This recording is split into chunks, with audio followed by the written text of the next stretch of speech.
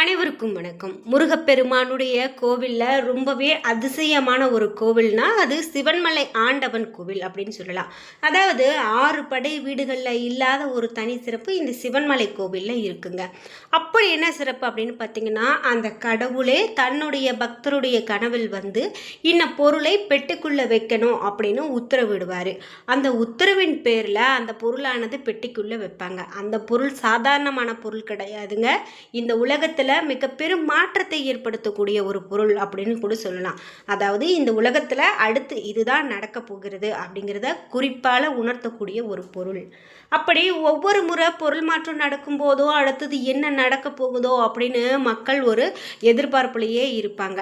அந்த பொருளானது இத்தனை நாள் தான் அந்த பெட்டிக்குள்ளே இருக்கணும் அப்படிங்கிறது அவசியம் கிடையாது, எப்போ வேணால் மாறும். அப்படி 2025ஆம் ஆண்டில் கடைசியாக பொருள் மாற்றம் அப்படின்னு பார்த்தீங்கன்னா கடல் நீர் மாற்றி வைத்து பூஜை செய்தாங்க. இதனால் என்ன ஆகுமோ, சுனாமி வருமோ, வெள்ளம் வருமோ, என்னென்ன நடக்க போகுதோ அப்படின்னு மக்கள் ரொம்பவே ஒரு ஒரு அச்சத்தை தெரிவிச்சிருந்தாங்க. ஆனால் ஒரு நல்ல விஷயமும் சொல்லப்பட்டிருந்தது. இந்த கடல் நீரானது ஒரு கலசத்தில், மண் கலசத்தில் வைக்கப்பட்டிருக்கு, அதனால் இது ஒரு மங்களகரமானது அப்படின்னு ஒரு கருத்து சொல்லப்பட்டிருந்தது. இது மட்டும் இல்லாமல் இந்த வருடம் முடிந்து 2025 முடிந்து 26 தொடங்கக்கூடிய நிலையில் இந்த ஆண்டவன் உத்தரவு பெட்டியில் வைக்கப்பட்ட இந்த பொருளால் என்னெல்லாம் நடக்க போகிறது அப்படிங்கிறது ஒரு ஒரு பேச்சாக இப்போ வந்திருக்கு. இதை பற்றி தான் நம்ம இந்த வீடியோவில் பார்க்க போகிறோம். இந்த வீடியோவை பார்த்துட்டு இருக்கக்கூடிய நீங்கள் சிவன்மலை அந்த ஆண்டவனை போய் வழிபாடு செய்திருக்கீங்களா? அந்த பெட்டியை பார்த்து வழிபாடு செய்திருக்கீங்களா? உங்களுடைய கருத்துக்களை மறக்காமல் கமெண்ட் பாக்ஸில் பதிவிடுங்க. சிவன்மலை சுப்பிரமணியருக்கு அரோகரா என்ற வாசகத்தை கமெண்ட் பாக்ஸில் பதிவிட்டுருங்க. 6 படை வீடுகளில் நீங்கள் எத்தனை படை வீடுகளுக்கு போயிருக்கீங்க? உங்களுடைய கருத்தை கமெண்ட் பாக்ஸில் சொல்லிடுங்க. நீங்கள் இன்னும் உற்சாகம் டிவி சேனலை சப்ஸ்கிரைப் பண்ணாமல் இருந்தால் சப்ஸ்கிரைப் பண்ணிக்கோங்க. கூடவே இருக்க பெல்லைக்கான மறக்காமல் கிளிக் பண்ணிடுங்க. வாங்க வீடியோக்குள்ளே போகலாம். இந்த வீடியோவை பார்த்துட்டு இருக்கக்கூடிய உங்களுக்கு தொழிலில் நஷ்டமாயிடுச்சா? இனிமேல் வரக்கூடிய வருடத்தில் என்னால் அந்த தொழிலை எப்படி கொண்டுட்டு போக முடியும் அப்படின்னு நீங்கள் ஒரு குழப்பத்தில் இருக்கீங்களா? இந்த தொழில் நமக்கு சரிப்பட்டு வருமா? முதலீடு போடலாமா? யாரு கூடயாவது சேர்ந்து இந்த தொழிலை நடத்தலாமா அப்படின்னலாம் உங்களுக்கு ஒரு சந்தேகம் இருக்கா?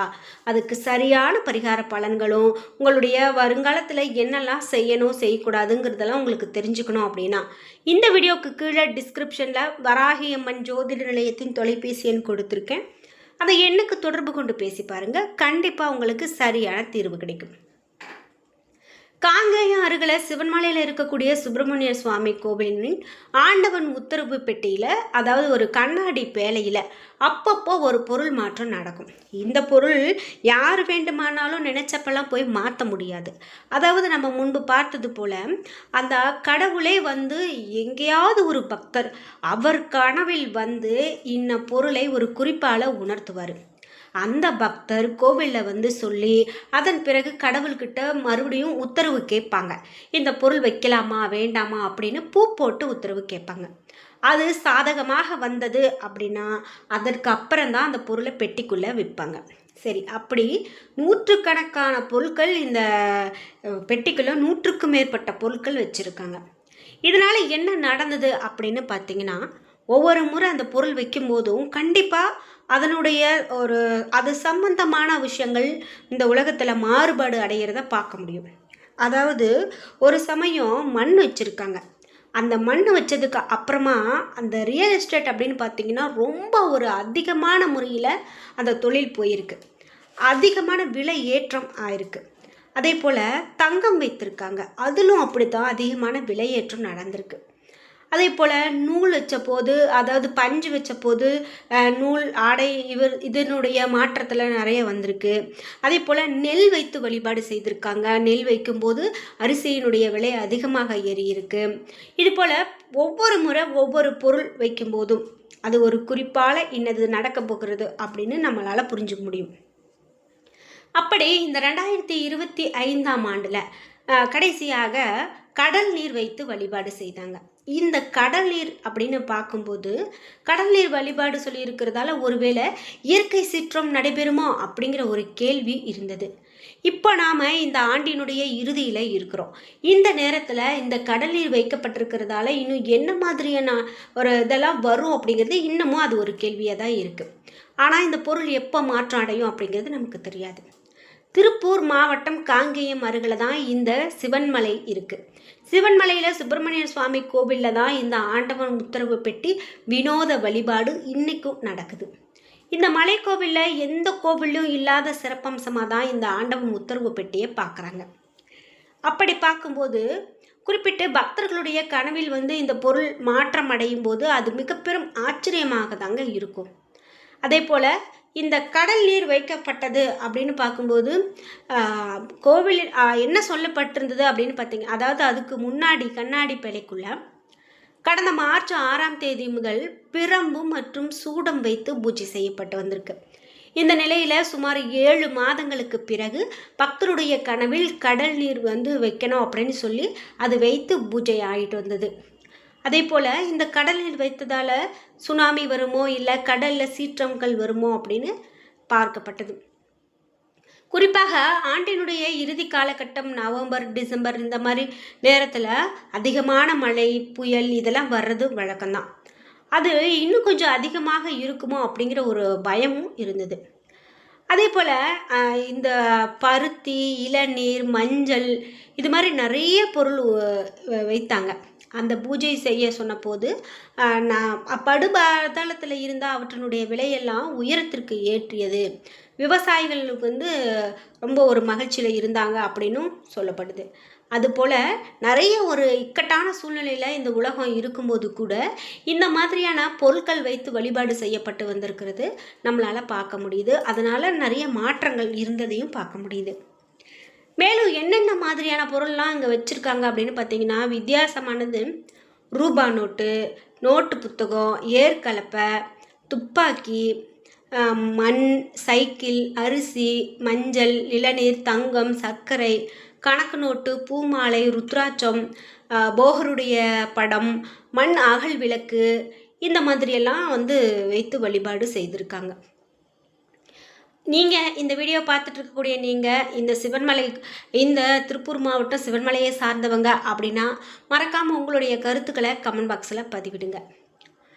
குறிப்பிட்டு இந்த சிவன்மலை அப்படின்னு பார்க்கும்போது மிக பெரும் ஒரு புராண வரலாற்று கொண்டு இருக்கிறது அப்படின்னு கூட நம்ம சொல்லலாம்.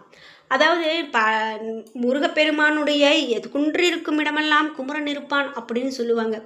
சிவன்மலை அப்படிங்கிற பேர் இருக்கிறதாலேயே நிறைய பேர் இது சிவபெருமானுடைய கோவில் அப்படின்னு நினச்சிக்கிறாங்க.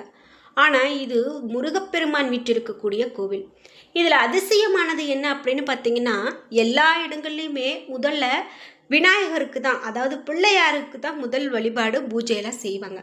ஆனால் இங்கு சிவன்மலையில் முதல் வழிபாடு முருகப்பெருமானுக்கே நடக்குது.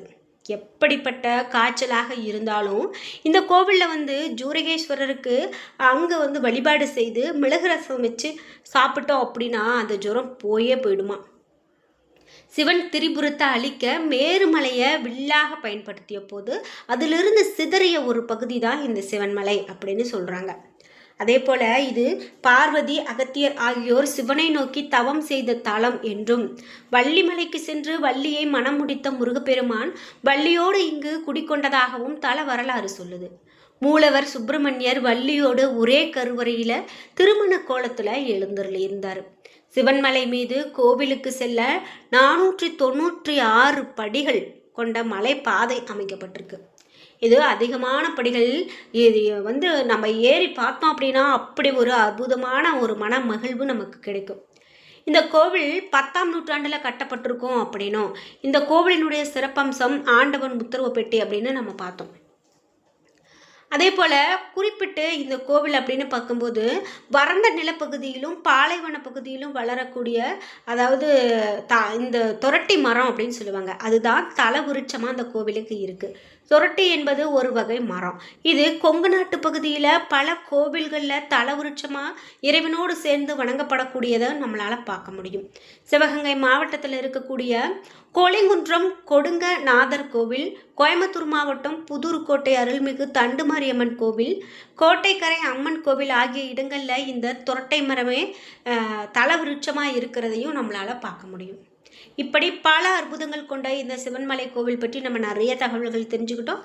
என்ன நண்பர்களே, இன்றைக்கி வீடியோ பிடிச்சிருந்தா லைக் பண்ணுங்கள், ஷேர் பண்ணுங்கள், கமெண்ட் பண்ணுங்கள். நீங்கள் இன்னும் உற்சாகம் டிவி சேனலை சப்ஸ்கிரைப் பண்ணாமல் இருந்தால் சப்ஸ்கிரைப் பண்ணிக்கோங்க. கூடவே இருக்க பெல் ஐக்கானை மறக்காமல் கிளிக் பண்ணிடுங்க. நன்றி வியூவர்ஸ்.